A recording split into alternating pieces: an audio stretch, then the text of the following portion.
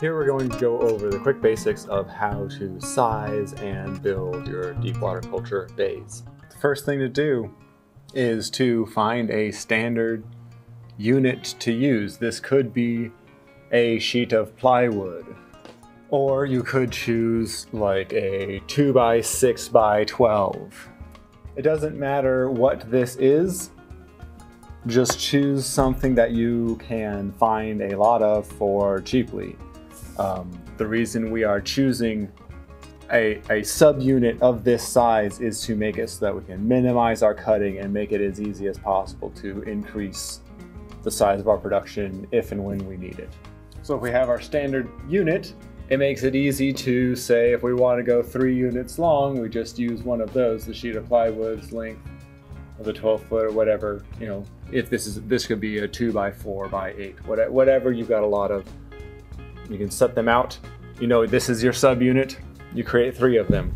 Line them all up side by side with each other. I like how all this looks. Okay, finally have a bit of a perspective going on so that we can look underneath this. So after you've decided on your subunit, use however many of them that you want to run together and make the extended piece. And so also, you know, save on material across time, because for every time you connect a piece, you actually don't need to use one of these walls. Now, this frame, you need to at least insulate it from the floor, if not lift it up entirely.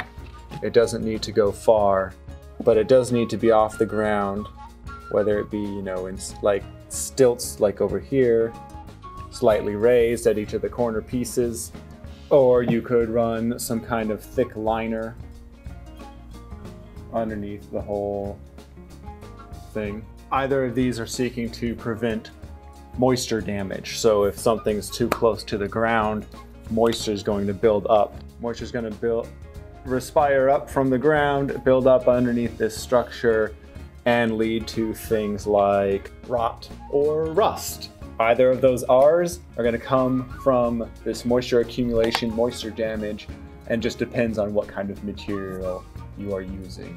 If it's wood, you're going to end up having rot. If it's some kind of metal, you'll end up having some kind of rust. There is a benefit that comes from elevating the structure off the ground. So here we've lifted the structure off the ground. While a bit more complicated, especially to try and maintain level by lifting the entire structure versus just slipping an insulated piece underneath it, this allows us to run piping in with relative ease.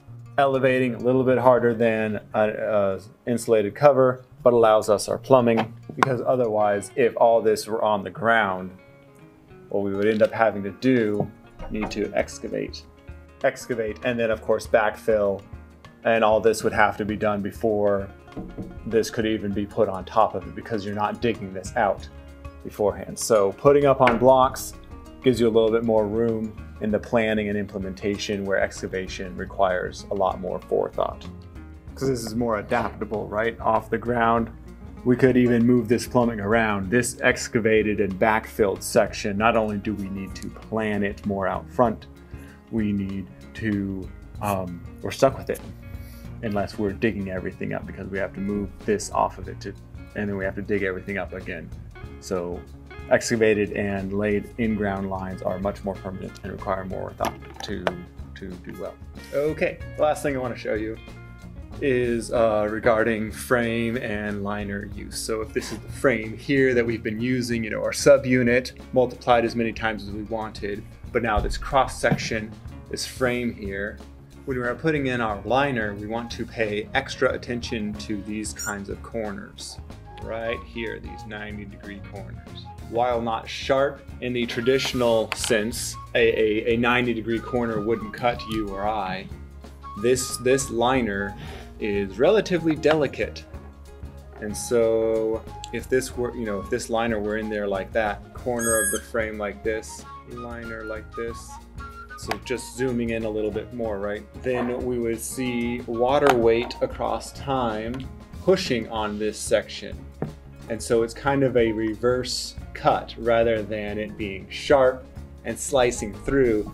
it's leaving this gap for the material to be stretched and bulged across time with the weight of this water, which could lead to a break. And then you've got a spill coming out everywhere.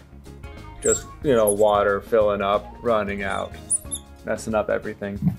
Those were our simple guide to creating a bay for deep water culture, finding a piece of material to use as a subunit, expanding it in units of that subunit, preferencing above ground plumbing, and being where to take care of the liner so that we don't spring a leak.